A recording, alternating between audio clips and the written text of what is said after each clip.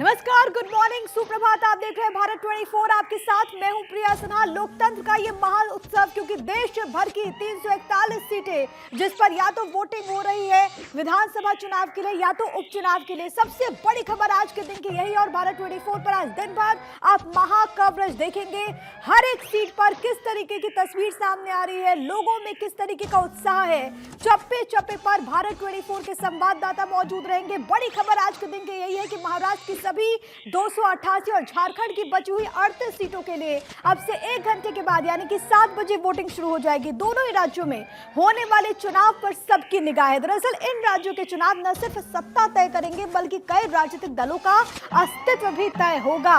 यह भी तय होना है कि कांग्रेस की चुनौती बढ़ेगी या फिर घटेगी। बीजेपी का जादू कितना चलता है। 4 राज्य ऐसे जहां पर 15 विधानसभा और महाराष्ट्र की नांदेड़ लोकसभा सीट के लिए आज डाले जाएंगे वोट, और वहां पर क्या है समीकरण वो भी आपको समझाएंगे। लेकिन सबसे पहले बड़ी खबर यही है कि अलग अलग जगहों पर तैयारियां इसको लेकर के मुकम्मल देखने को मिल रही है एआई कवरेज भारत 24 पर। और ये जो बड़ी खबर है वो ये कि झारखंड में दूसरे फेज के लिए आज होने वाली है वोटिंग, और इसमें 12 जिले की कुल 38 सीट है, और इसमें दांव पर दिग्गजों की प्रतिष्ठा है। मुख्यमंत्री हेमंत सोरेन भी बरहेट से एक बार फिर से भाग्य आजमा रहे हैं।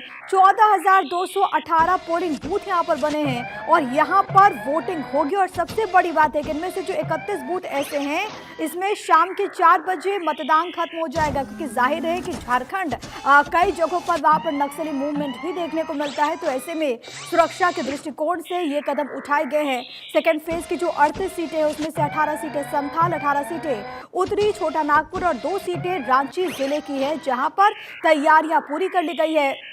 दूसरे फेज में कुल 528 कैंडिडेट जो कि चुनावी मैदान में अपना भाग्य आजमा रहे हैं। इनमें से 55 महिला कैंडिडेट्स हैं, 127 करोड़पति, 148 उम्मीदवारों पर इसमें आपराधिक मामले भी दर्ज हैं। झारखंड का चुनाव बड़ा दिलचस्प है, क्योंकि आप देखिए झारखंड में जब दूसरे फेज की आज वोटिंग हो रही है तो हमें यह समझना होगा कि साल 2019 में जब यहां पर चुनाव हुआ था तो झारखंड मुक्ति मोर्चा को विजय मिली थी।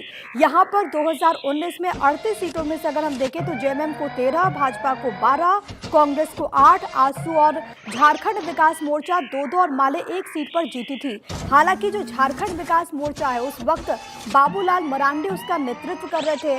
अब क्योंकि वो भारतीय जनता पार्टी में शामिल हो चुके हैं, वो बीजेपी के प्रदेश अध्यक्ष भी हैं, और आज उनके भाग्य का भी फैसला होने वाला है। अब कोल्हान का समीकरण क्यों जरूरी है वो आप समझिए, क्योंकि इस बार कहा जा रहा है कि चुनाव में जो सत्ता की चाबी है वो संथाल परगना तय करने वाला है। इसमें आपको याद होगा कि कोल्हान टाइगर के नाम से मशहूर पूर्व मुख्यमंत्री चंपाई सोरेन जो कि अब भारतीय जनता पार्टी में शामिल हो चुके हैं, और सबसे बड़ी बात है कि चंपाई सोरेन का एक अपना वर्चस्व इस पूरे इलाके में है। और यही कहा जा रहा है कि चंपाई सोरेन का जो फैक्टर है वो क्या बीजेपी को संथाल परगना में यानी कि उस क्षेत्र में जहां पर भारतीय जनता पार्टी का उस तरीके से खाता नहीं खुला है सबसे पहले, क्योंकि उस पूरे क्षेत्र को माना जाता है आदिवासियों का गढ़, और झारखंड मुक्ति मोर्चा वहां पर एज पे रही है बीते कई चुनावों में। ऐसे में बीजेपी की कोशिश कि चंपाई सोरेन के जरिए कहीं ना कहीं इस पूरे क्षेत्र को साथ लिया जाए। झारखंड विधानसभा की कुल 41 सीटें हैं, इनमें से 44 सामान्य सीटें, एससी के लिए 9, अनुसूचित जनजाति के लिए 28 सीटें। 43 सीटों पर वोटिंग क्योंकि 13 नवंबर को हो चुका है।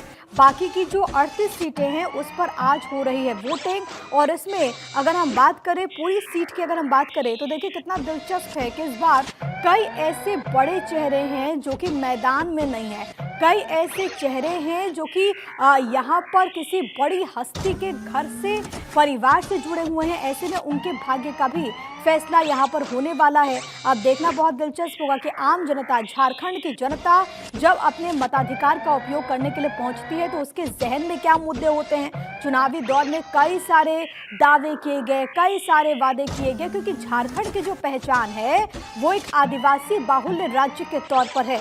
यही कारण है कि आदिवासियों की अस्मिता का मुद्दा भी पूरी तरीके से यहाँ पर उठाए गए। तो बड़ी खबर आज के दिन की है कि 38 सीटों पर वोटिंग होगी। बरहेट से हेमंत सोरेन को बीजेपी के ग्वालियर हेमब्रेम चुनौती दे रहे। धनबाद में इसी तरीके से बीजेपी के प्रदेश अध्यक्ष बाबूलाल मरांडी की प्रतिष्ठा दांव पर है। जामताड़ा में इरफान अंसारी और सीता सोरेन आमने सामने है। गांधी में कल्पना सोरेन, जो कि यहां पर हेमंत सोरेन की वाइफ हैं, वो चुनावी मैदान में है। बीजेपी की मुनिया देवी से उनका मुकाबला है। डुमरी में बेबी देवी का मुकाबला यशोदा देवी से है। जेएल के एमके जयराम भी इस वक्त चुनावी मैदान में है। सिल्ली में आजसू पार्टी के सुदेश महतो त्रिकोणीय मुकाबले में कहीं ना कहीं फंसे हुए हैं। तो ये झारखंड का हाल आपको बता रहे। और झारखंड में ये तमाम बड़े चेहरे जो कि चुनावी मैदान में, हालांकि निर्दलीय भी बड़ी संख्या में है, लेकिन वो निर्दलीय किसका खेल बिगाड़ेंगे, किसको फायदा पहुंचाएंगे, वो तो वक्त बताएगा। लेकिन कुल मिलाकर के दिग्गजों की प्रतिष्ठा दांव पर लगी हुई है। ये चुनाव इसीलिए बहुत ज्यादा महत्वपूर्ण है क्योंकि हेमंत सोरेन पर जो एलिगेशंस लगे, जेल भी उनको हुई, उसके बाद हालांकि उन्होंने वापसी की।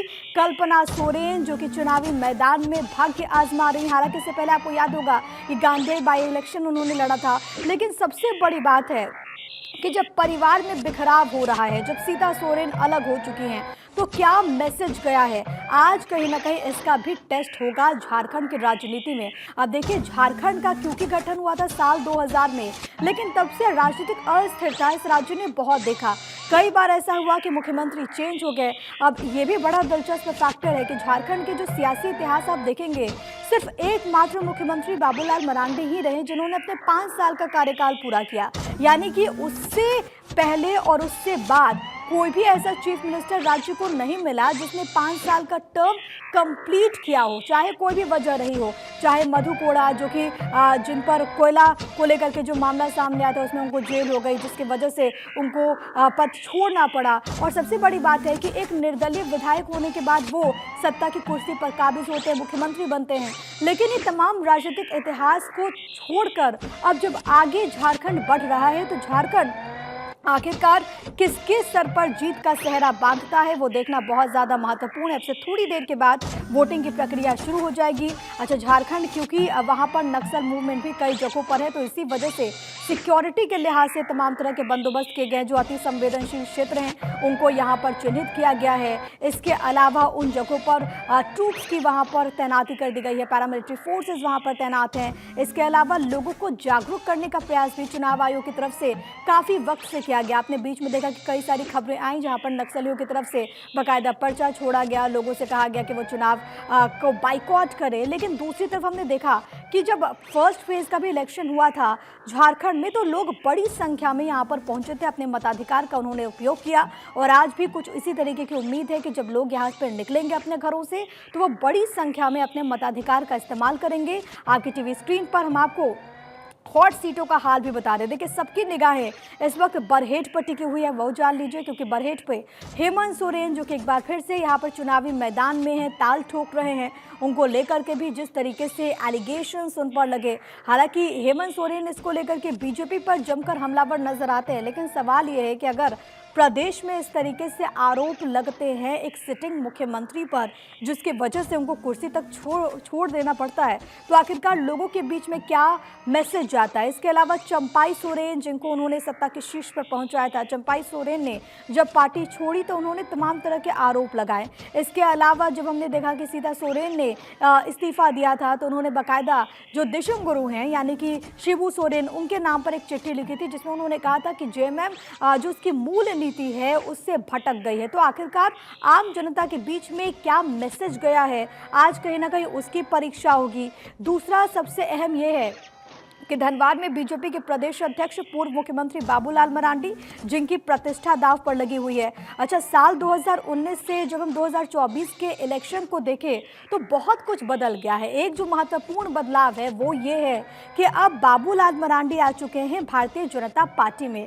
इससे पहले आपको याद होगा कि साल 2019 में जब चुनाव हुए थे तो बाबूलाल मरांडी की अपनी पार्टी थी जिसका नाम उन्होंने रखा था झारखंड विकास मोर्चा, और वो जीत करके आए थे। हालांकि उसके बाद हमने हमने देखा कि किस तरीके से जो राजनीतिक परिदृश्य है वो वहां पर बदलता है। बाबूलाल मरांडी उसके बाद एक वक्त पर जब महागठबंधन का हिस्सा हुआ करते थे, लेकिन उसके बाद महागठबंधन को छोड़ करके वो बीजेपी में उन्होंने अपनी पार्टी का विलय कर लिया। आज कहीं ना कहीं ये जो चुनाव है वो उनके भाग्य का भी फैसला करने वाला है। यही कारण है कि इस चुनाव पर सबकी निगाह है। झारखंड बहुत छोटा राज्य है, लेकिन इस छोटे राज्य में जो मैसेज है वो बहुत ज़्यादा गंभीर होंगे। जो मैसेज यहाँ पर जाएगा उसको आप समझ सकते हैं कि किस तरीके से आदिवासियों के लिए एक मैसेज होगा, क्योंकि आने वाले दिनों में कई राज्यों में चुनाव होने वाले हैं। खासतौर पर आप बिहार सरीखे राज्यों में देखें जहां पर भी आदिवासियों की बड़ी संख्या है, तो झारखंड के जो चुनावी नतीजे हैं वो इन जगहों पर भी इम्पैक्ट डाल सकते हैं। इसकी पूरी संभावना है और इसी को लेकर के चुनावी दौर में तमाम राजनीतिक दलों की तरफ से अपनी अपनी तैयारी की गई, अपनी अपनी बातें जो कि आम जनता तक पहुंचाने की कोशिश की गई। लेकिन आम जनता तक किसकी बात कैसे पहुंची है ये आज पता चलेगा जब आम जनता अपने मताधिकार का उपयोग करने के लिए पहुंचेगी, या फिर हम यूं कहें कि 23 तारीख को जब ये ईवीएम का पिटारा खुलेगा तब वो चेहरा सामने आएगा जिसको आम जनता ने चुना है। अलग अलग विधानसभा क्षेत्र से 81 विधानसभा की सीटें हैं झारखंड में। इसके लिए आज दूसरे फेज के तहत होना है 38 सीटों पर वोटिंग, और इस पर हर एक जानकारी भारत 24 आप तक ऐसे ही पहुंचाने वाला है, क्योंकि झारखंड का ये जो चुनावी गणित है वो बहुत दिलचस्प है।